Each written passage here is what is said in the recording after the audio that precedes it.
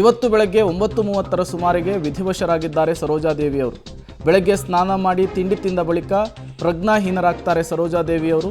ಮಲ್ಲೇಶ್ವರಂನ ಮಣಿಪಾಲ್ ಆಸ್ಪತ್ರೆಗೆ ಕರೆದೊಯ್ಯುವಷ್ಟರಲ್ಲೇ ವಿಧಿವಶರಾಗಿದ್ದಾರೆ ಅನ್ನೋದು ಗೊತ್ತಾಗ್ತಾ ಇದೆ. ನಾಳೆ ಹುಟ್ಟೂರು ಚನ್ನಪಟ್ಟಣದಲ್ಲಿ ಅವರ ಅಂತ್ಯಕ್ರಿಯೆ ನಡೆಯುವಂತಹ ಸಾಧ್ಯತೆ ಇದೆ. ಇವತ್ತು ಬೆಳಗ್ಗೆ 9:30 ಸುಮಾರಿಗೆ ವಿಧಿವಶರಾಗಿರೋದ್ರಿಂದ ಕುಟುಂಬಸ್ಥರಿಗೆಲ್ಲ ಮಾಹಿತಿ ತಿಳಿಸುವಂತಹ ಕೆಲಸವನ್ನು ಮಾಡಿದ್ದೇವೆ. ಅಂತ್ಯಕ್ರಿಯೆಯನ್ನು ಎಲ್ಲಿ ನಡೆಸಬೇಕು, ಹೇಗೆ, ಎಲ್ಲದರ ಬಗ್ಗೆಯೂ ಕೂಡ ಈಗ ಮಾತುಕತೆಯನ್ನು ಆಡ್ತಾ ಇದ್ದೇವೆ ಅಂಥೇಳಿ ಸ್ವತಃ ಸರೋಜಾದೇವಿಯವರ ಮ್ಯಾನೇಜರ್ ಪಬ್ಲಿಕ್ ಟಿವಿಗೆ ಪ್ರತಿಕ್ರಿಯೆ ಕೊಟ್ಟಿರುವಂಥದ್ದು.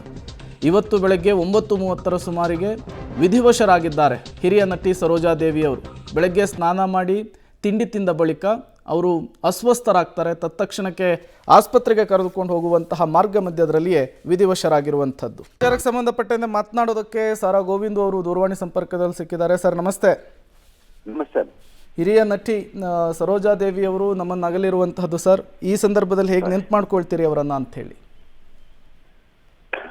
ಎಷ್ಟು ಮನ್ಸಿಗೆ ನೋವು ಆಗ್ತಾ ಇದೆ ಅಂತ ಹೇಳಿದ್ರೆ, ರಾಜ್ಕುಮಾರ್ ಅವ್ರನ್ನ ಕಳ್ಕೊಂಡಂತ ಸಂದರ್ಭ ಆದಂತ ನೋವು ಇವತ್ತು ನಮ್ಗೆ ಆಗ್ತಾ ಇದೆ. ಹೌದು. ಯಾಕಂತ ಹೇಳಿದ್ರೆ ಇವರೆಲ್ಲ ರಾಜ್ಕುಮಾರ್ ಅವರ ಸಮಕಾಲೀನ ಕಲಾವಿದರು. ಕನ್ನಡಿಗರ ಒಂದು ಹೆಮ್ಮೆ ಏನಂದ್ರೆ ಬಿ ಸರೋಜಾದೇವಿ ಅಮ್ಮವರು 4 ಭಾಷೆಗಳಲ್ಲಿ ನಟನೆ ಮಾಡಿದಂತ ಒಬ್ಬ ಗಟ್ಟಿಗಿತ್ತಿ ಕಲಾವಿದೆ. ಹೌದು. ಬಹುಶಃ ಅಷ್ಟು ಸುಲಭದ ಮಾತಲ್ಲ 4 ಭಾಷೆಗಳಲ್ಲಿ ನಟಿಸೋದು. ಆ ಎಲ್ಲವೂ ಇರಬೇಕು. ಆ ಯೌವನ, ಆ ಒಂದು ಕಲಾವಿದ ಏನೇನು ಇರಬೇಕು ಅದೆಲ್ಲವನ್ನ ಹೊಂದಂಥವ್ರು ನಮ್ಮ ಬಿ ಸರೋಜಾದೇವಿ ಅಮ್ಮವರು. ನಿಜವಾಗಿ ನಾನು ಅವ್ರ ಜೊತೆ ಒಂದು ಚಿತ್ರ ಮಾಡುವಂತ ಸಂದರ್ಭ ಬಂತು. ಯಾರಿವನು ಚಿತ್ರದಲ್ಲಿ ರಾಜ್ಕುಮಾರ್ ಅವ್ರ ಜೊತೆ ಪಾತ್ರ ಮಾಡುವಾಗ ನಮಗೂ ಅವ್ರಿಗೂ ಬಹಳ ನಿಕಟವಾದಂತ ಸಂಪರ್ಕ ಆಯ್ತು. ಅವ್ರಿಗೆ ನನ್ನ ಮೇಲೆ ಬಹಳ ಪ್ರೀತಿ. ಯಾಕೆಂತ ಹೇಳಿದ್ರೆ ನಾನೊಬ್ಬ ಕನ್ನಡ ಪರ ಹೋರಾಟಗಾರನಾಗಿ, ಒಬ್ಬ ನಿರ್ಮಾಪಕನಾಗಿ ಇದ್ದದ್ದು ಅವ್ರಿಗೆ ಬಹಳ ಪ್ರೀತಿ. ಆಮೇಲೆ ಚಿತ್ರರಂಗದ ಬಗ್ಗೆ ಅವ್ರಿಗೆ ಇದ್ದಂತ ಆಸಕ್ತಿ. 17ನೇ ವಯಸ್ಸಿಗೆ ಅವರು ಚಿತ್ರರಂಗಕ್ಕೆ ಬಂದ್ರು ಅಂದ್ರೆ ಒಬ್ಬ ಹೆಣ್ಣು ಮಗಳು. ಇದು ನಮ್ಮ ಭಾಗ್ಯ ಅಲ್ವಾ, ಕನ್ನಡಿಗರ ಭಾಗ್ಯ ಇದು. ಯಾಕಂತ ಹೇಳಿದ್ರೆ ಇಷ್ಟು MGR, NTR, ರಾಜ್ಕುಮಾರ್ ಅವರು, ಶಿವಾಜಿ ಗಣೇಶನ್ ಅವರು, ಎಂತೆಂತ ಕಲಾವಿದರ ಜೊತೆ ನಟನೆ ಮಾಡಿದಂಥವ್ರು ಕನ್ನಡ ಕಲಾವಿದೆ ಬಿ ಸರೋಜಾದೇವಿ ಅವರು. ನೀವರು ರಾಜ್ಕುಮಾರ್ ಅವರು ಆ ಕಲಾವಿದರ ಸಂಘದ ಅಧ್ಯಕ್ಷರಾಗಿದ್ದಾಗ ಇವರು ಉಪಾಧ್ಯಕ್ಷರಾಗಿದ್ರು. ಅದೆಲ್ಲ ನೆನಪಾಗುತ್ತೆ ಇವತ್ತು. ಆ ಕಲಾವಿದರ ಸಂಘವನ್ನ ಕಟ್ಟೋದಕ್ಕೆ ಬಹಳ ಮುಖ್ಯ ಪಾತ್ರವನ್ನು ವಹಿಸಿದಂತವರು ಬಿ ಸರೋಜಾದೇವಿ ಅವರು. ಇವತ್ತು ಅವರು ನಮ್ಮನ್ನ ಅಗಲಿದ್ದಾರೆ. ಬಹುಶಃ ಚಿತ್ರರಂಗ ದೊಡ್ಡ ಒಂದು ಹಿರಿಯ ಕೊಂಡೆಯನ್ನ ನಾವು ಕಳ್ಕೊಂಡಿದ್ವಿ. ಚಿತ್ರರಂಗ ಇವತ್ತು ಬಹಳ ಕಷ್ಟ ಆಗ್ತಾ ಇದೆ ಹೇಳೋದಕ್ಕೆ. ಯಾಕೆಂದ್ರೆ ರಾಜ್ಕುಮಾರ್ ಇಲ್ಲ, ವಿಷ್ಣುವರ್ಧನ್ ಇಲ್ಲ, ಅಂಬರೀಷ್ ಇಲ್ಲ, ಇವರೆಲ್ಲ ಜೊತೆಗೆ ಇವತ್ತು ಬಿ ಸರೋಜಾದೇವಿ ಅವ್ರನ್ನ ಕಳ್ಕೊಂಡಿದೀವಿ.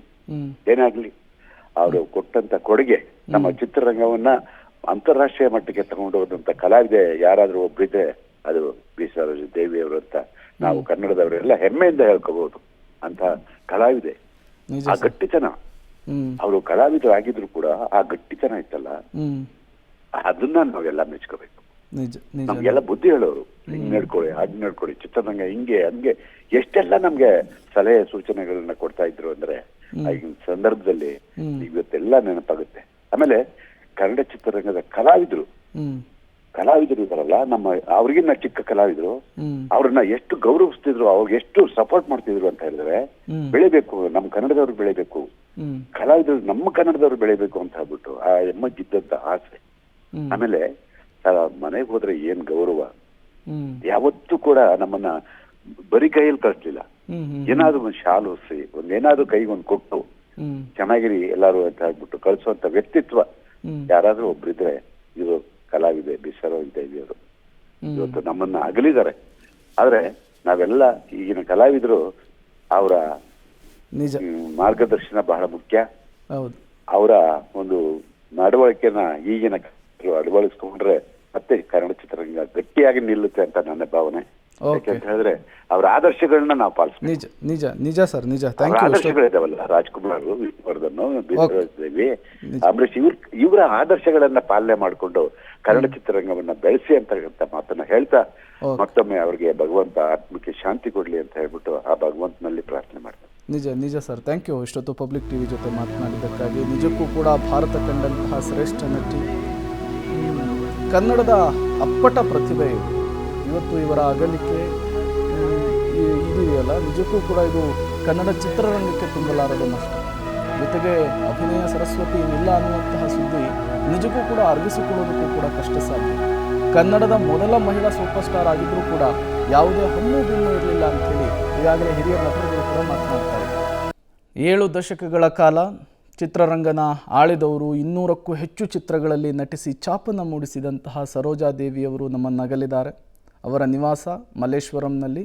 ಈಗ ಅವರ ಕುಟುಂಬಸ್ಥರು, ಸ್ನೇಹಿತರು ಎಲ್ಲ ಕೂಡ ಆಗಮಿಸ್ತಾ ಇರೋದನ್ನು ಗಮನಿಸ್ತಾ ಇದ್ದೀರಿ.